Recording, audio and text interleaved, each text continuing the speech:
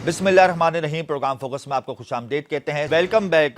कराची में गैस का मामला तो आपको मालूम है कि शिद्दत इख्तियार कर गया है। एलानिया और गैर एलानिया लोड शेडिंग का सिलसिला जारी है। इसी हवाले से इस वक्त हमें प्रोग्राम में ज्वाइन कर चुके हैं सुई सदन गैस कंपनी के तर्जुमान हैं सलमान अहमद सिद्दीकी साहब। आपका बहुत शुक्रिया सलमान साहब।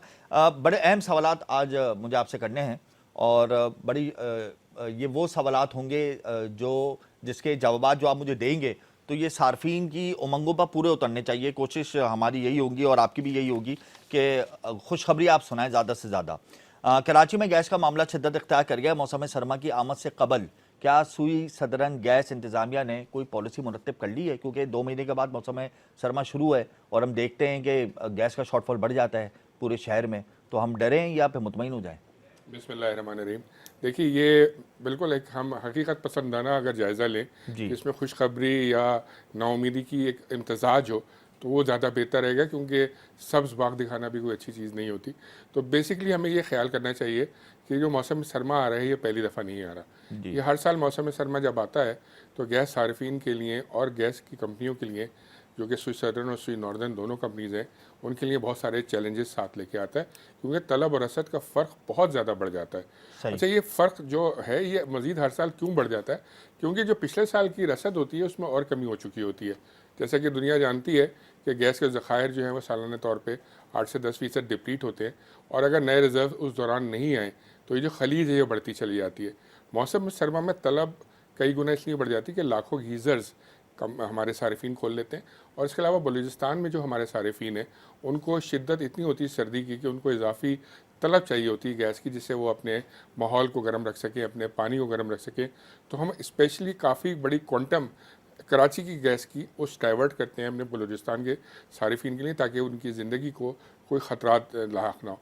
तो ये सारा बातें बताने का तनाजुर सारा ये था कि हम आगे वाले मौसम सरमा के लिए भी चैलेंजेस के लिए तैयार रहें।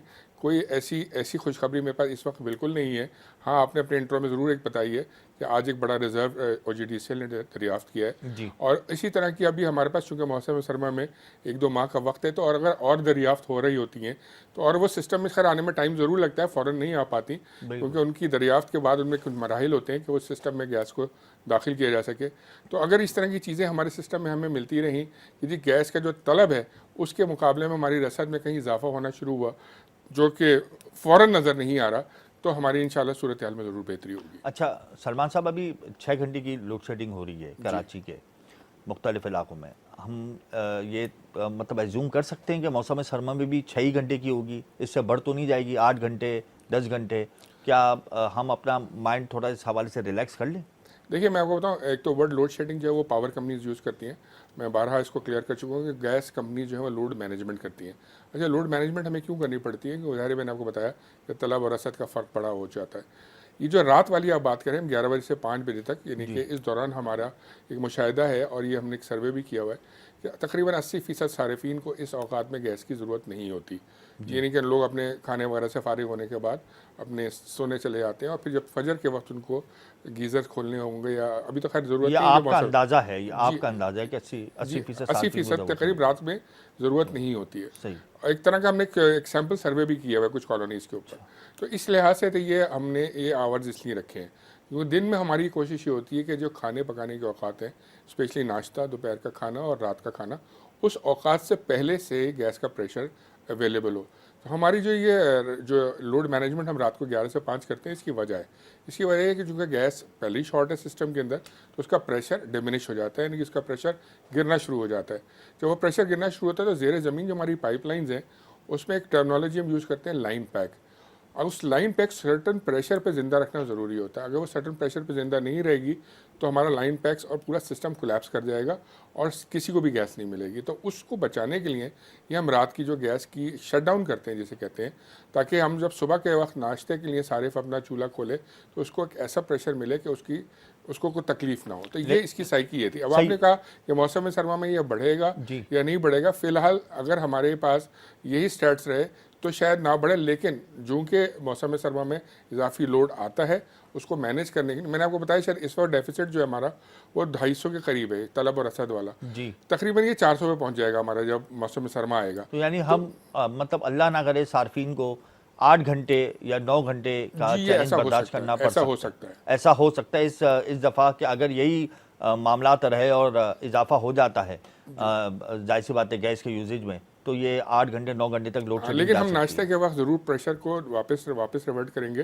ताकि सुबह के वक्त फजर के औकात में वज़ू के लिए और नाश्ते के वक्त तकलीफ ना हो। यानी 6 से 8 घंटे 9 घंटे तक लोड शेडिंग की जा सकती है मौसम सरमा में। मैनेजमेंट जी। मैनेजमेंट। अच्छा, ये मुझे बताएं कि गैस चोरों के खिलाफ एक बड़ा क्रैकडाउन शुरू हो गया मुल्क भर में, तो यहाँ पर भी शुरू हो गया होगा, तो क्या उसकी आप लोगों ने पॉलिसी बनाई है?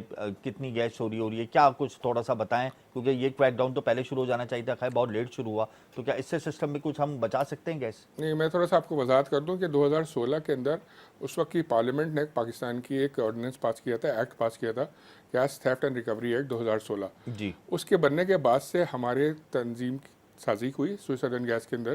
जो पहले हमारा मॉनिटरिंग एंड सर्वेलेंस डिपार्टमेंट था, उसको हमने काउंटर गैस थेफ्ट ऑपरेशन में कन्वर्ट किया सही। और उसको बाकायदा फाल करके उसके अंदर हायर किए गए प्रोफेशनल्स, जो कि हमारी अफवाज के रिटायर्ड अफसरान भी थे, उसके अंदर टेक्नीशियंस भी थे, उसके अंदर ऐसे काबिल वकील भी थे कि जो हमारे केस को प्रोसिक्यूट भी करें।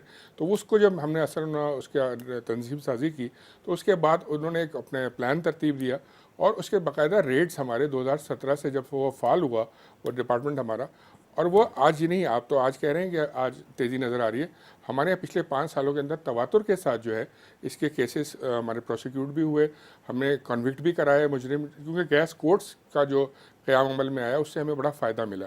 यानी 2017 से क्रैकडाउन शुरू हुआ है गैस चोरों जी के जी, खिलाफ। बिल्कुल बिल्कुल तो शुरू। ये जो क्रैकडाउन शुरू हुआ है, ये डोमेस्टिक लेवल पे हुआ, इंडस्ट्रियल लेवल पे हुआ, या सब कुछ यकसा बुनियादों पर आपने ऑन बोर्ड लेकर जो है वो क्रैकडाउन किया है? देखें, ये जो हमारा एक्ट जिसका हमने जिक्र कर रहा था, gas theft and recovery act 2016, इसमें जो सख्तियाँ थी उसमें डिफरेंट सज़ाएँ हैं, डिफरेंट ताज़ीरात हैं, डिफरेंट मुख्तलिफ़ किस्म की कानून शिकनी करेंगे तो ये सज़ा है। तो उसमें जो ज़्यादा सख्तियाँ थी वो कमर्शियल और इंडस्ट्रियल पे थी। कमर्शियल इंडस्ट्रियल में ज़्यादा चोरी होती है। जाने उन पर सख्तियाँ ज़्यादा थी, वो अच्छा। कानून ज़्यादा सख्त था। डोमेस्टिक के अंदर इतनी ज़्यादा सख्ती नहीं दिखाई गई थी उस कानून के अंदर, जिसकी वजह से हम उस तरीके से इस डोमेस्टिक के जो थेफ्ट है उसको कर्ब नहीं कर सके। लेकिन डोमेस्टिक थेफ्ट इतनी बड़ी परसेंटेज में नहीं है जितनी परसेंटेज के अंदर कमर्शियल या इंडस्ट्रियल लेवल पे चोरी होती थी। तो अल्हम्दुलिल्लाह हमने उसको बहुत हद तक काबू पाया और तकरीबन 270 के करीब हमने ऐसे मुजरिम हैं जिनको कन्विक्ट करवाया है अदालतों से।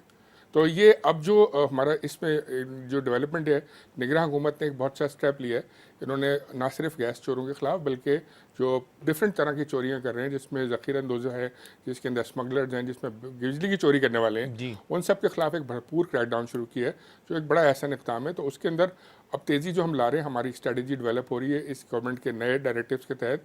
तो इंशाल्लाह अब हम जो डोमेस्टिक को जो नेगलेक्ट हो रहा था उसको हम भरपूर कोशिश करें कि उसको टारगेट करें, उस सेक्टर के ऊपर हम अपनी जो गैस चोरों के ख़िलाफ़ कार्रवाई उसको तेज़ करें।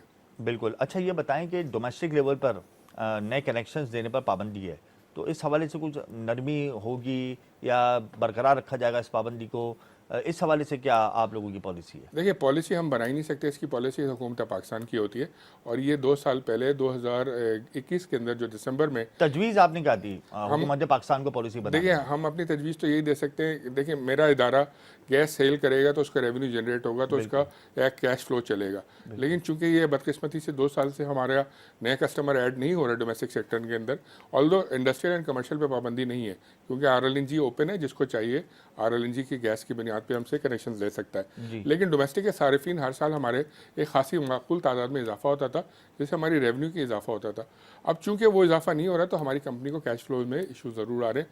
लेकिन अगेन सवाल ये है कि वो पाबंदी क्यों लगी थी? वो पाबंदी इसलिए लगी थी इस कॉन्टेक्स्ट में कि जो ऑलरेडी सारिफ है हमारा, उस सारिफ को गैस प्रॉपर नहीं मिल रही, बिकॉज गैस की शॉर्टेजेस हैं। तो नए सारिफ को सिस्टम में लाने का मतलब उसके साथ ज्यादती करना। आपने जो तजवीज़ दी थी हुकूमत को, वो क्या दी थी? हमने ये तजवीज़ दी थी कि इसको इसमें जितना रिलैक्स कर सकते हैं उसको रिलैक्स करिए, ताकि नए सारिफ को स्पेशली देखें। होता क्या है, अगर गुज़िश्ता हुकूमत को आपने तजवीज़ दी थी कि पाबंदी उठा ली जाए जी या पाबंदी में नरमी की जाए? जी जी, ये असल में ये तो अभी निगरान हुकूमत का क़याम तो अभी अमल में आया है। देखिए, मैं गुज़िश्ता आपको हुकूमत को बताऊं, आपने दी। होता क्या है, होता ये है कि जब कोई नई आबादियाँ बनती हैं उसके अंदर, तो उसके अंदर सबसे पहले हमें SPCA की एक NOC दरकार होती है कि जब तक वो दरकार NOC नहीं होगी गैस कनेक्शन नहीं दिए जा सकते।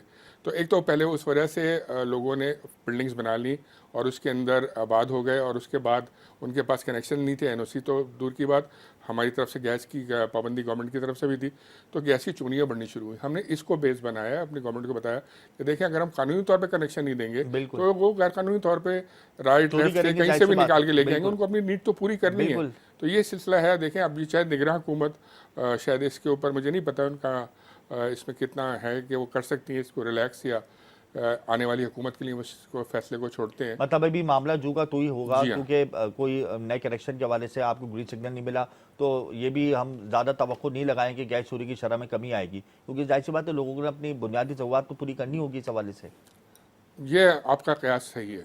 अच्छा, अब मजीद गैस आपको मालूम है कि उसमें इजाफा होने वाला है, IMF की शराइत के उसको सामने रखते हुए हुकूमत मजबूर है करने के लिए। तो हुकूमत ने मुस्तक़बिल में मजीद गैस महंगी करने के लिए कि आप लोगों से कोई तजावीज़ तलब की हैं?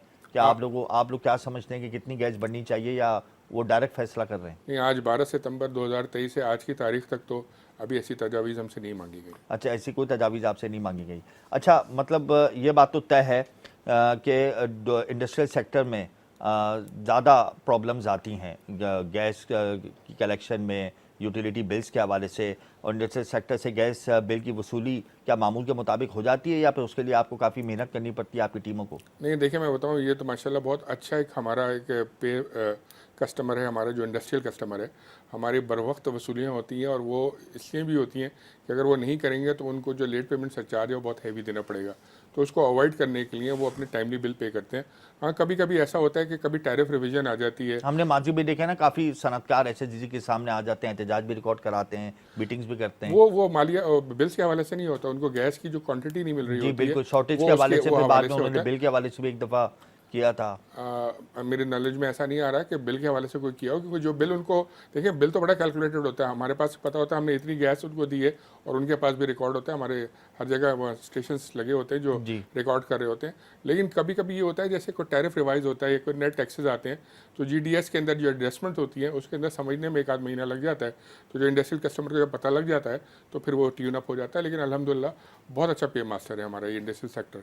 जी, बहुत अच्छी बात है कि इंडस्ट्रियल सेक्टर जो है वो ऑन टाइम आपको बिल देता है, और ये बात भी अगर बेहतरी अगर ये होती कि मौसम सरमा के अंदर गैस की तरसील रहती और सार्फिन को मुश्किलात का सामना ना रहता, लेकिन इम्कानात हैं कि मौसम सरमा में गैस की लोड शेडिंग का दौरानिया बढ़ सकता है, क्योंकि तलब और रसद का जो फ़र्क है वो बढ़ रहा है। गैस का शॉर्टफॉल बढ़ सकता है सर्दी में, और इस हवाले से हमें इशारा तो दे दिया इन्होंने। लेकिन मैं सलमान साहब आपकी जानिब आऊँगा। देखिए, ये बात तो इसमें ये तो तस्लीम किया जा सकता है कि जो गैस इंफ्रास्ट्रक्चर है हमारे शहर में इस वक्त कराची के अंदर और दीगर सूबों में, सिंध और बलूचिस्तान में, बड़ा बोसीदा है, पुराने ज़माने का। अब इसमें जाहिर सी बात है हम लोग बेहतरी करते रहते हैं वक्फे वक्फे से, तो इसकी वजह से भी गैस ज़ाया होती है, कहीं लीकेज आ जाती है, फिर लोगों को डिस्टर्बेंसेस उनको क्रिएट हो जाती हैं उनके डोमेस्टिक लेवल पे जाके।